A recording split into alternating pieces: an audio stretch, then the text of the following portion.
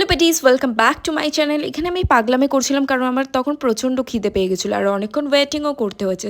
তো এই পাগলামি ভিডিওটা দেখার জন্য আপনাদের শেষ অবধি অপেক্ষা করতে হবে। তো সেদিন সানডে ছিল আর আমরা পৌঁছে গেছিলাম আরসালানে লাঞ্চ করতে, কিন্তু এখানে ক্রাউড দেখে মনে হচ্ছে যেন পুজো চলে এসছে। তো আমরা এখানে ওয়েট করতে করতে বসে পড়েছি আর তার সাথে দিয়ে দিয়েছিল কোল্ড ড্রিঙ্কস। তো কোল্ড ড্রিঙ্কস খেতে খেতে আমি ওয়েট করলাম, তারপরে দেখি আমাদের নাম্বার চলে এসেছে, তাই আমি নাচতে নাচতে চলে গেলাম একদম ভেতরে। তারপরে ভেতরে গিয়ে দেখি ওখানে ভিউটা ছিল অসাধারণ। তারপর ভিউ দেখতে দেখতে মনে পড়লো যে শুধু তো ভিউ দেখলে হবে না, খাবার অর্ডার করতে হবে। তাই মেনু কার্ডটার সাথে নিয়ে এখানে দেখছিলাম যে কী কী অর্ডার করা যায়। তারপর মেনু কার্ড দেখে সাজেস্ট করলাম যে কী কী আমাদের খাওয়া উচিত। তো এখান থেকে আমরা নিয়ে নিয়েছিলাম যে উইংসের এই প্ল্যাটারটা, আর এখানে আমি লেবু দিয়ে এটাকে গার্নিশ করে দিচ্ছি যাতে এটা একটু চটপাটা খেতে লাগে। তো এটা ছিল খুবই ভালো, এখানে 8 পিস মতো ছিল। তো আমরা এটা খেয়েই ভেবেছিলাম যে কেন আর পরেরগুলো অর্ডার করলাম।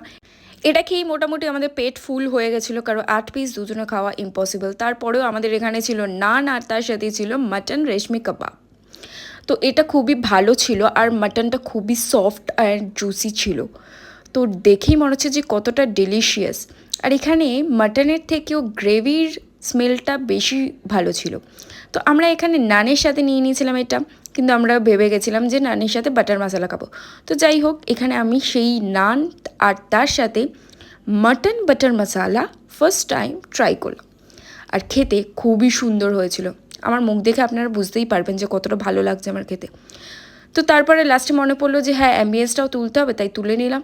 তারপরে লিফটে করে নিচে নেমে গেলাম। নেক্সট ভিডিওর জন্য ডু লাইক, কমেন্ট আর সাবস্ক্রাইব মাই চ্যানেল।